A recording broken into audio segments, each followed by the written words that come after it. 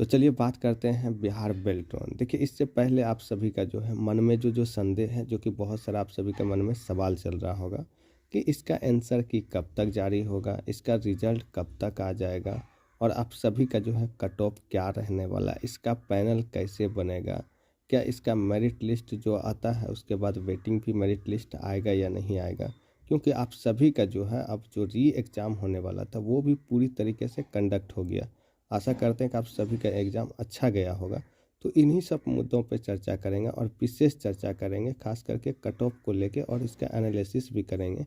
इसलिए आप सभी जो है वीडियो में बने रहें और वीडियो को अंत तक देखें। तो चलिए वीडियो को स्टार्ट करते हैं। जैसा कि आप सभी जानते हैं, मेरे चैनल के माध्यम से चाहे रिजल्ट हो या कट ऑफ हो या आंसर की हो या आगामी कोई परीक्षा तिथि हो या आगामी कोई भी वैकेंसी हो, उसको लेके सही और सटीक डेट इस चैनल के माध्यम से बताया जाता है। इसलिए जो भी चैनल पे नए आए, चैनल को सब्सक्राइब करके बेल आइकन ऑन कर लीजिए ताकि कोई भी अपडेट सीधा आप तक पहुंच सके। तो चलिए अब चर्चा कर लेते हैं आप सभी का जो है एग्ज़ाम कैसा गया था। जिसका भी री एग्ज़ाम हुआ या जिसका भी एग्ज़ाम कैंसिल नहीं हुआ था उस पर पहले थोड़ा चर्चा कर लेते हैं। उसके बाद जो आप सभी का आंसर की को लेकर चर्चा कर लेंगे। उसके बाद आप सभी का रिजल्ट को लेकर चर्चा कर लेंगे। उसके बाद जो आप सभी का पैनल या कट ऑफ किस तरह रहेगा उस पर भी विशेष चर्चा कर लेंगे। तो चलिए अब बात कर लेते हैं आप सभी का एग्ज़ाम।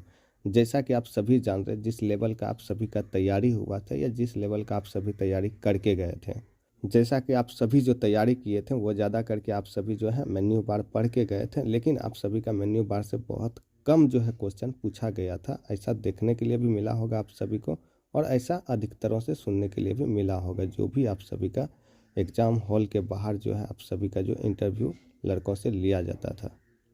देखिए क्वेश्चन को लेके तो रहा ही, क्वेश्चन को लेके सबको ऐसा लग रहा है कि नहीं है मेरा तो कम से कम 40 प्लस सही होगा या 55 प्लस सही होगा।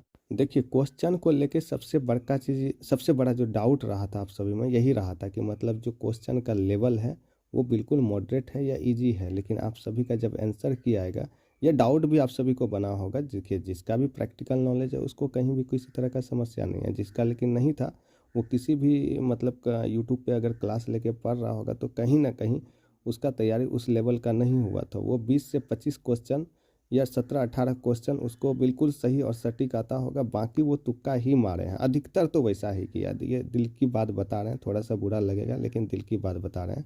बाकी आप सभी का आंसर की भी आने ही वाला है। और देखिए चर्चा कर लेते हैं आप सभी का जो है टाइपिंग का। देखिए जिसका टाइपिंग जैसे पहले हुआ था, जैसे स्टार्टिंग में किसी का हिंदी है तो हिंदी वाला का पहले हुआ, इंग्लिश था तो इंग्लिश वाला का हुआ, और जिसका हिंदी इंग्लिश दोनों था उसका लास्ट में हुआ। जैसा कि देखिए आप लोग मन में एक चीज़ ज़रूर, मतलब इस चीज़ को भी आप फील कर सकते हैं एग्ज़ाम हॉल में आप सभी के साथ जो हुआ होगा।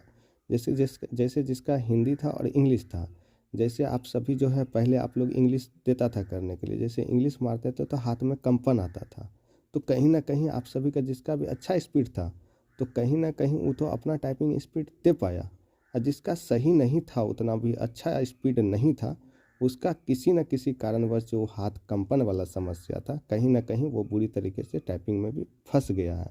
अब सोचिए जिसका डबल टाइपिंग था, इंग्लिश उसका अच्छा नहीं गया, हिंदी बेहतर ही गया होगा, क्योंकि जब भी कंपन आता था वो सिर्फ एक ही टाइपिंग में। अब सोचिए जिसका सिर्फ सिंगल टाइपिंग शुरू में हुआ, जैसे इंग्लिश हुआ, जिसका हाथ में कंपन आया होगा, सोचिए उसका क्या हाल हुआ होगा। और सोचिए उसका एग्ज़ाम अच्छा गया होगा, सीबीटी एग्ज़ाम उसका अच्छा गया, लेकिन टाइपिंग किसी कारणवश वही जो कंपन वाला था, कंपन वाला समस्या 80% लोगों के साथ हुआ है। ठीक है, चाहे आपको बता अथवा नहीं बता, लेकिन 80% लोगों के साथ हाथ में कंपन हुआ है। एक बात में सीधा कहा जाए तो देखिए जिसका भी अच्छा एग्ज़ाम गया है, कहीं ना कहीं उसका टाइपिंग जो है कंपन के कारण कहीं ना कहीं वो एक तरह से उसको नुकसान देखने के लिए मिलेगा, क्योंकि जब भी उसका जब आंसर की आता है। और अब बात कर लेते हैं आप सभी का जो है आंसर की को लेकर। जैसा कि आप सभी जान रहे, री एग्ज़ाम भी पूरी तरीके से संपन्न हो गया। जैसा कि 2019 में जो एग्ज़ाम हुआ था, 20 से 25 दिन के अंदर जो है जैसे ही एग्ज़ाम ख़त्म हुआ था उसके बाद आप सभी का जो है आंसर की जारी कर दिया था। लेकिन बेल्ट्रॉन इस बार क्या किया है, री एग्ज़ाम आप सभी का जैसे 27 को हुआ है, तो आप सभी का जो है 15 जो है 15 आप सभी का 15 फरवरी से पहले पूरी तरीके से संभावना है, बिल्कुल संभावना है। ठीक है, आप सभी का जो है आंसर की पूरी तरीके से जारी हो जाएगा। आंसर की जब भी जारी होगा आप सभी का, उसमें आप सभी अपना स्कोर देख सकते हैं। बेल्ट्रॉन का देखिए एक कट ऑफ का नियम भी रहता है। क्या खास नियम है इसका कि बेल्ट्रॉन जब भी नोटिफिकेशन निकालता है वो पूरी तरीके से स्पष्ट कर देता है, और बहुत सारे आप सभी के मन में एक सवाल रहता है, जैसा कि कमेंट के माध्यम से हमको देखने के लिए मिलता है और मैसेज भी बहुत सारा का आता है कि आप सभी का जो है ये सवाल रहता है, सर मेरा टाइपिंग अगर अच्छा गया है, जैसे 40-45 गया है, या जैसा भी टाइपिंग 55, किसी का 60 भी चले जाता है, ऐसा सब भी है एक दो जिसका अच्छा भी स्पीड होता है, तो मेरा सीबीटी मार्क्स में 25 नंबर है या 26 नंबर है, 27 नंबर है, क्या मेरा होगा? तो देखिए वो अगर 30% खोजा है तो 30 क्या बोलते हैं, तो मतलब 30 मार्क्स आपको, मतलब 60 में से आपको 30 मार्क्स पासिंग के लिए चाहिए ही चाहिए आप सभी को। अगर 30 मार्क्स से आप सभी का सीबीटी में जो है अगर कम आता है तो आप सभी का रिजल्ट नहीं होगा, किसी भी हालत में आप सभी का मेरिट नहीं बनेगा, क्योंकि 2000 जो है 2019 में ऐसा देखा गया था और यही रहा था रिजल्ट में भी। जिसका भी 30 मार्क्स से कम था उसका रिजल्ट नहीं हुआ था, ना उसका पैनल में नाम आया था, चाहे टाइपिंग आपका कितना भी बेहतर गया हो। इसलिए जिसका भी 30 मार्क्स आया है, या टाइपिंग आपका हिंदी में जो है 25 ही है या 26 ही है, या इंग्लिश में आप सभी का 32 है या 33 ही स्पीड है, तो कहीं ना कहीं आप सभी का जो है पैनल में नाम आएगा। और बेल्ट्रॉन का देखिए सबसे बड़ा खासियत क्या है, अगर वो 30 मार्क्स बोला है तो उतना ही लेता है, ठीक है। इसमें कोई अगर गुमराह कर रहा है, कोई बहका रहा है कि टाइपिंग आपका अच्छा गया है तो 15 नंबर आएगा तो आप सभी का हो जाएगा, तो बिल्कुल इस भ्रम में मत रहिए, ठीक है।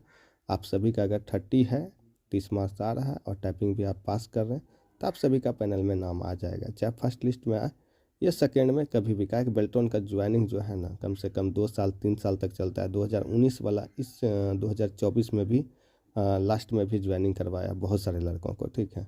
इसलिए उसका ज्वाइनिंग का प्रोसेस थोड़ा सा रहता है, जिसका भी सेकेंड लिस्ट में नाम आता है। तो आंसर की का जो भी इंतज़ार कर रहे हैं आप सभी का जो है 15 फरवरी से आप सभी का पहले जो है आंसर की आप सभी का जारी हो जाएगा, जैसा कि पिछले बार देखा गया था। और क्योंकि इसका कोई ऑफिशियल नोटिस नहीं आता है कि मतलब इतने तारीख को आप सभी का आंसर की जारी हो जाएगा, ऐसा टीसीएस कभी नहीं करता है, क्योंकि बेल्ट्रॉन का एग्ज़ाम टीसीएस ही लिया, पिछले बार भी टीसीएस ही लिया था।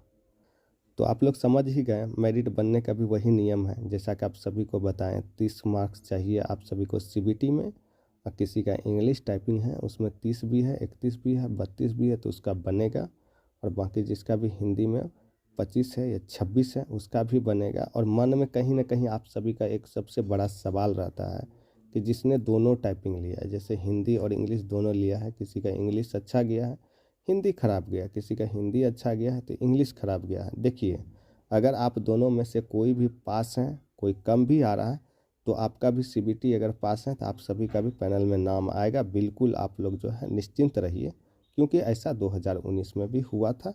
आप सभी वहाँ भी जाके वो चीज़ें देख सकते हैं, उसका जब मेरिट जारी हुआ था, ठीक है। इसलिए इस कन्फ्यूजन में बिल्कुल मत रहिए कि मेरा इंग्लिश तो पास कर गया, हिंदी टाइपिंग पास नहीं कर पाए हैं, तो मेरा सीबीटी भी अच्छा है तो कहीं मेरा रिजल्ट ना हो। नहीं, आपका रिजल्ट 100% होगा। और बात कर लेते हैं आप सभी का जो सेटिंग का मुद्दा रहता है। देखिए बेल्ट्रॉन का एक चीज़ बता देते हैं आप सभी को। देखिए जब टीसीएस एग्ज़ाम लेता है ना, वहाँ सेटिंग का गुंजाइश नहीं होता है, किसी भी हालत में गुंजाइश नहीं होता है। और सेटिंग आज तक जो है ना, टीसीएस इस चीज़ को लेके बदनाम नहीं है, क्योंकि भारत का नंबर 1 एजेंसी जो है वो टीसीएस आता है, ठीक है। उसके बाद जो है आप सभी का एनईएसआईटी आता है, लेकिन एनईएसआईटी भी आता है तो वो भी थोड़ा सा गड़बड़ कर देता है, लेकिन टीसीएस कभी भी गड़बड़ नहीं करता है। टीसीएस बहुत ईमानदारी पूर्वक एग्ज़ाम कंडक्ट करवाता है। इसलिए आप लोग बेल्ट्रॉन पे भरोसा नहीं भी कीजिए, लेकिन टीसीएस पे 100% भरोसा कीजिए, ठीक है। बाकी देखिए मेरिट में जो है, मेरिट का पैनल में इधर उधर गड़बड़ कर देता है बेल्ट्रॉन, ठीक है। आपका पहले में कर दिया या उसमें कर दिया, या किसी तरह से संपर्क है तो कहीं ना कहीं इधर उधर कर देता है, थोड़ा बहुत करता है, ठीक है। ऐसा नहीं कि नहीं करता है। जिसका भी बेल्ट्रॉन तो एक तरह से आप सभी जान रहे हैं कि एक तरह से जो भी है उतना सीरियस नहीं लेता है इस चीज़ को, जो भी वहाँ का एम्प्लॉय है, ठीक है। तो ऐसा धांधली आप सभी को देखने के लिए मिल गया था पिछले बार भी। इस बार क्या होता है देख लीजिए, कुछ चीज़ पता चल ही जाएगा कुछ दिनों के बाद, ठीक है। तो इसलिए देखिए एग्ज़ाम में किसी तरह का टीसीएस के माध्यम से धांधली कोई कर नहीं सकता है, ठीक है। बिल्कुल ईमानदारी पूर्वक लेता है।